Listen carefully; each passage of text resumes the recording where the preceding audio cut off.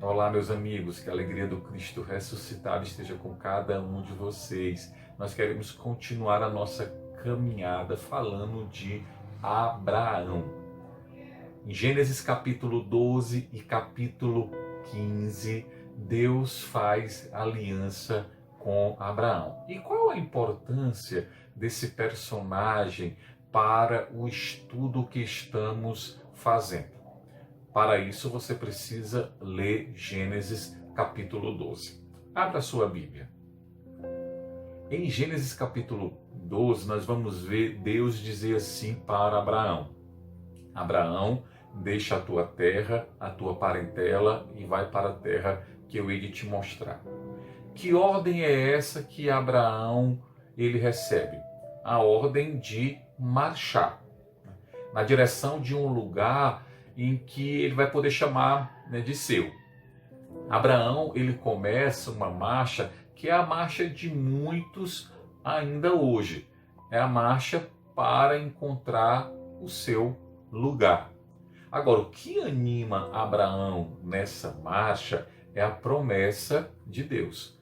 Deus faz duas promessas a Abraão. Primeira é a terra, segunda é a descendência. Nós precisamos compreender o que é que significa a terra dentro desse contexto.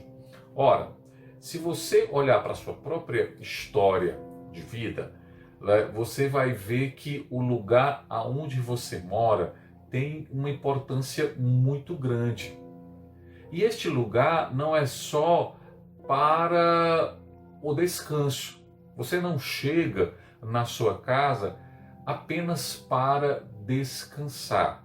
A casa é o lugar, a casa é onde nós vamos construindo a nossa própria história. Eu lembro quando era criança, nós mudamos muito de casa, né? Nós ficamos por muito tempo indo de um lugar para outro. E a minha mãe, ela sempre rezava, ela pedia a Deus para que ela tivesse condição de comprar a sua casa. É claro que aquele lugar, ou aqueles lugares em que vivemos, foram importantes para a nossa história. Mas para a cabeça da minha mãe, né, ela precisava de um lugar para chamar de seu. Né, porque isso ia estabelecer uma identificação. Né. Na verdade, isso ia proporcionar a criação de raízes. Teve lugar que nós passamos, que nós ficamos 1 ano, 2 anos, e não estabelecemos raízes naquele lugar. Né? Nós não conseguimos nos fixar naquele lugar, porque foi provisório. Agora, quando nós encontramos um lugar que podemos ficar, quando a minha mãe teve a graça de comprar a casa, né, onde ela vive ainda hoje, então ali ela criou raízes, ali ela criou uma identificação. Então, quando as pessoas passam e perguntam assim, olha quem é que mora naquela casa. Então os vizinhos elas vão dizer, olha, a dona Valderez, né? É a mãe do Robson. Isso porque ela criou raízes naquele lugar, ela se estabeleceu ali. Estou contando para vocês entenderem qual a importância da terra para Abraão. Não é só um lugar para descansar, não é só um lugar para criar os seus animais, não é só um lugar para plantar, colher. Não, a casa, a terra, portanto, é um lugar para criar raiz, para criar identificação. Por isso que a marcha do povo é uma marcha também para a descoberta da sua própria identidade enquanto povo. É claro que Abraão ainda não é o povo que está marchando, tá?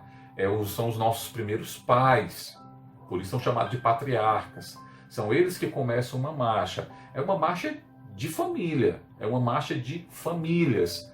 Então ainda não é a marcha de um povo. E aí nós podemos lembrar também da trajetória de muitos itinerantes nordestinos, pessoas que saíram de um lugar para outro procurando um lugar melhor para viver. Na década de 50, 60, 70, nós encontramos muitas pessoas vindo do norte, no nordeste, para o sudeste e sul, para tentar viver melhor. Né? Foram muitos aqueles que se aventuraram, né, como imigrantes, saindo de uma terra para outra. No contexto planetário, nós encontramos muitas pessoas que são forçadas a isso por causa da guerra, de catástrofes naturais, de regimes ditatoriais, que saem do lugar que vivem para outro.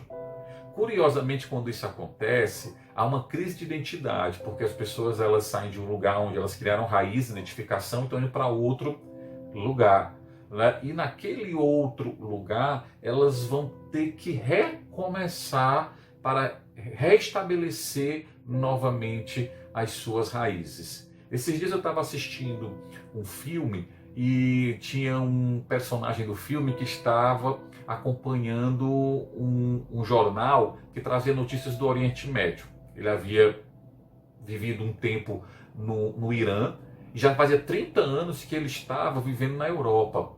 E o filho questiona que ele precisava se levantar do sofá, né, e voltar a viver, porque ele não tinha conseguido, se desfazer das raízes, que ele havia deixado, né, no Irã, e muito menos estabelecer novas raízes, nova identificação com o lugar em que ele estava. Então, isso acontece. Então, a jornada, a caminhada de Abraão é uma caminhada também identitária. Assim como de tantos homens e mulheres hoje em dia, Abraão também, quando começa a caminhar, ele caminha e ele ali vai descobrindo, né, uma identidade que possa fazer com que ele continue a marcha. Ele tem que chegar em algum lugar. Mas é fácil sair de um lugar para outro? É fácil começar uma marcha? É fácil você ir para um lugar que você não sabe nem mesmo aonde é? Né? É fácil você sair de um lugar e ir para outro sem saber se vai dar certo ou não?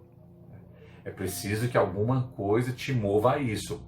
No caso de Abraão, o que moveu foi a fé. A fé que o moveu. Os sacerdotes, religiosos e religiosas, né, eles vivem muito essa dinâmica da itinerância, né? Eles saem de um lugar para outro, eles trabalham no lugar, passam um tempo, 3, 6 anos, depois, né, são transferidos para um outro lugar. E você pode pensar assim, mas os sacerdotes religiosos e religiosas também não deveriam criar raízes, né? Há uma outra dinâmica nesse momento, na vida religiosa, sacerdotal, que as raízes que procura se criar é com a fé, é com aqueles que eu sirvo. Portanto, eu estou a serviço. E estas raízes, neste caso, poderiam me impedir de realizar plenamente o meu trabalho, né? Por isso a necessidade de estar em um lugar, de estar em outro. Por isso a necessidade de viver essa itinerância, para que nada impeça de viver plenamente a vontade de Deus e o serviço à igreja. Mas mesmo assim, aqueles que estão sendo transferidos indo de um lugar para outro, eles chegam num lugar e eles precisam criar uma raiz ali, porque senão eles não conseguem realizar o trabalho. Se eles estão num lugar, mas com a cabeça num lugar que eles não queriam ter saído de lá, e acontece isso com padres, com religiosos, eles queriam ter continuado lá, né, mas foram transferidos pelo voto de obediência, saíram. Então eles têm que se desligar de um lugar e se ligar em outro. Falando isso para vocês compreenderem que essa dinâmica que Abraão vive é uma dinâmica penosa, que custa, né, ao nosso pai. É por isso que Abraão é chamado pai da fé. Aqueles que fazem o elogio de Abraão sempre o elogiam como pai da fé. Daí é importante que você leia agora Eclesiástico capítulo 46, Hebreus capítulo 11. São duas leituras importantes que nos fazem compreender melhor Abraão. E principalmente porque é que Abraão se tornou tão importante para a tradição, tanto do Antigo quanto do Novo Testamento. O apóstolo Paulo, ele na carta aos Romanos, em alguns dos capítulos, ele reflete sobre a figura de Abraão. Mas sempre, né, os mesmos autores, quando olham para Abraão, eles chamam Abraão de pai da fé. Daí que nós precisamos, na aula de hoje, nos perguntar: o que é fé? Nós sabemos o que é fé? Será que nós temos fé? Né? Fé é acreditar. Né? Fé é dar a nossa adesão. A fé ela tem uma dimensão, em primeiro lugar, humana. Quando casamos, nós precisamos ter um ato de fé. Nós confiamos, acreditamos naquela pessoa, né, com quem vamos casar. E aí nós empenhamos a nossa vida para estar ao lado daquela pessoa. Nós temos pessoas hoje que têm filhos que infelizmente caíram no mundo da drogadição, alguns são alcoólatras, esposas que lidam com os seus maridos que são alcoólatras e permanecem ali com eles. A fé ali é um ato humano, eu não desisti daquela pessoa, eu não desisti. Né?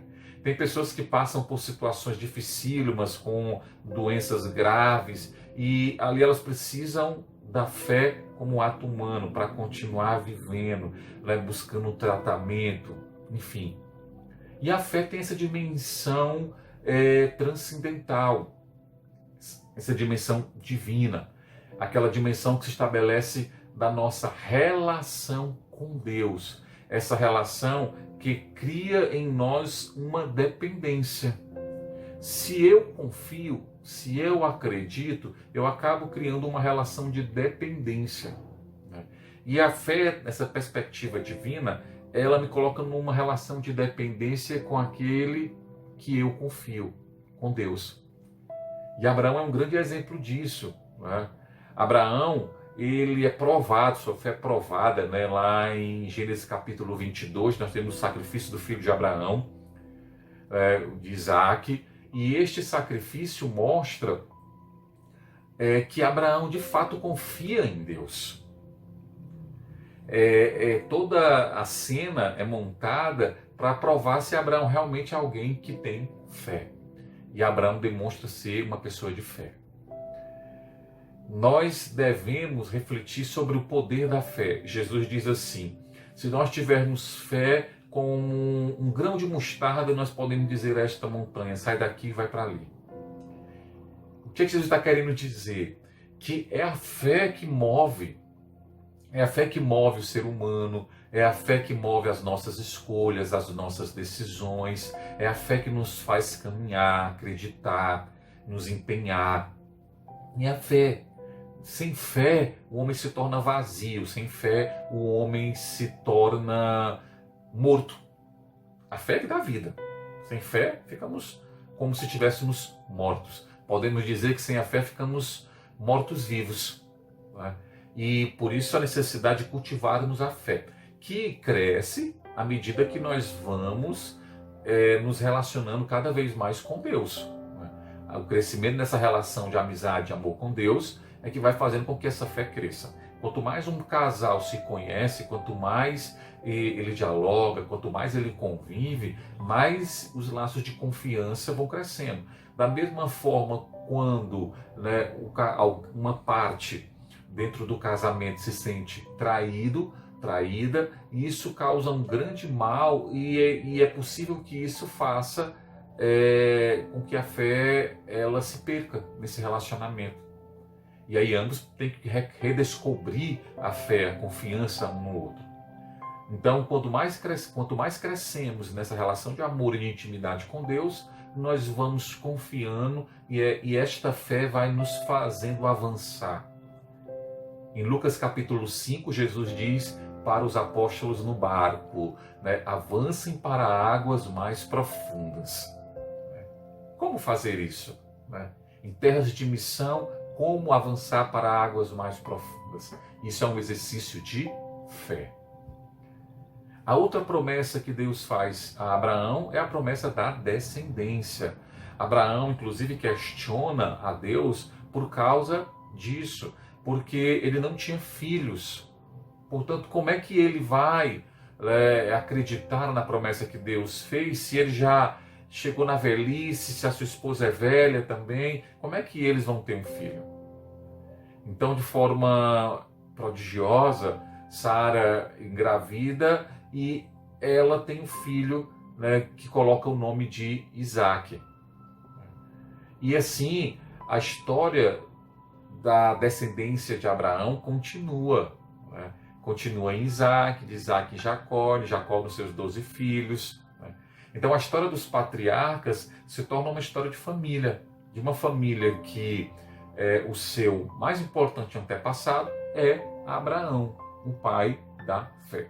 Existem muitas realidades vividas pelos patriarcas que são dignas de nota, principalmente a trajetória de Jacó. Jacó tem uma trajetória digna de nota. Isso porque Jacó, ele conspira junto com a sua mãe para tomar algo que não é seu, né? É o direito de primogenitura do irmão. E aí nós acompanhamos uma grande confusão, né, na história daquela família, e que faz com que Jacó fuja. Né? E ali nesta fuga, né, Jacó ele vai tendo que se redescobrir. Né? Então ele vai tendo que fazer o exame de consciência, né, se arrepender do mal que fez a sua família, e ali ele vai procurando recomeçar a sua vida. Ele encontra uma mulher que ele se afeiçoa, e é curioso que ele paga na mesma moeda, né, vamos dizer assim. Ele quis enganar e ele foi enganado pelo seu sogro. Ele trabalhou 7 anos por uma mulher, né, mas quando foi para a noite de núpcias, ele acabou recebendo uma outra mulher, que era irmã da que ele havia se afeiçoado. E aí o sogro diz assim, trabalha mais 7 anos que eu te dou então a que você se afeiçoou. Então ele trabalhou 14 anos para poder assim ter a mulher que ele havia se afeiçoado. E ele acabou cuidando, amparando, protegendo e chamando de esposa essas duas irmãs, Raquel e Lia. E as duas deram a Jacó 12 filhos, que são as 12 tribos. E aí essas aventuras de Jacó tem uma cena, tem um episódio que é muito bonito, que é quando Esaú vai até o encontro de Jacó. Jacó imagina que Esaú, com toda a raiva, vem para acabar com tudo. E Esaú, naquele momento, ele prodigaliza uma experiência de perdão, né? Um perdão que é dado ao seu irmão. Então, se esperava qualquer outra coisa, menos isso. E aí eu quero mencionar a vocês que José era só uma criança, né, nesse tempo. Era uma criança e viu esta cena. José cresce e ele se torna alguém que Deus fala através dos sonhos. É o José do Egito, o José dos sonhos. Deus fala através dos sonhos. E na maioria dos sonhos de José, né, ele interpreta ali os irmãos como se estivessem submissos a ele. E José era um dos mais novinhos, então os irmãos mais velhos ficavam com raiva, né, disso. E a história de José é marcada também pelo perdão. Né? Os irmãos o vendem, mentem para o seu pai dizendo que ele havia sido estraçalhado por feras. Isso causa uma dor muito grande em Jacó. José vai para o Egito como escravo, e ali Deus, na sua infinita providência, faz com que José caia nas graças do superintendente, né, das coisas egípcias, e ele passa a trabalhar na corte. Passado o tempo, né, os irmãos dele vão até a corte porque estão passando fome. É uma cena bonita essa, porque José se dá a conhecer depois de um teatro que ele faz, né, e eles ali vivem uma experiência de perdão. Metade do livro, né, do Gênesis é marcado por essas peripécias, né, de Jacó e de seus filhos, e podemos dizer que esses são casos de família, e que esta família dá certo por causa do perdão. Portanto, meus irmãos, é importante nós aprendermos esse segredo. Na próxima aula nós vamos falar já sobre o Êxodo, né? José, ele é o gancho, né? É o gancho que nos liga até o Egito. A família toda vai para o Egito, né? No primeiro momento eles vivem bem porque estão sob os cuidados de José, mas depois vem uma fase dolorosa da história dessas famílias, que é marcada pela escravidão no Egito. Mas essas são cenas da nossa próxima aula. Fique com Deus, hein? E eu vou colocar para vocês aqui nos comentários alguns textos bíblicos que podem ajudar vocês a compreender melhor a história dos nossos patriarcas. Um grande abraço.